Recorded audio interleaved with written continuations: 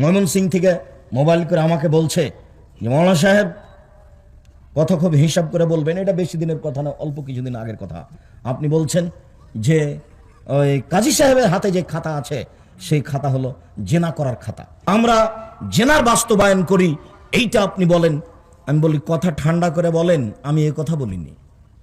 আমি বলেছি আপনার খাতা, ও এ কথা বলল যে আমাদের নাকি কাজী সাহেবের হাতে যে খাতা আছে এই খাতা নাকি টয়লেট পেপার হিসাবে ব্যবহার করার যোগ্য, পেশাব করার পরে পাতা ছিঁড়ে টিস্যু পেপার হিসেবে ব্যবহার করতে হবে। বলে জি হ্যাঁ, এটা আমি বলেছি। কেন?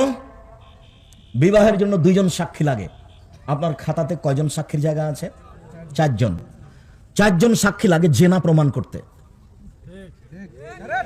তো আমি বিবাহ করলাম, তো আমি কি জেনার ব্যবস্থা করলাম? সাক্ষী 4 জন কেন? দেখি কোন মায়ের বেটার জবাব দিতে পারে এই খাতা বাতিল করতে হবে, এটাই চূড়ান্ত।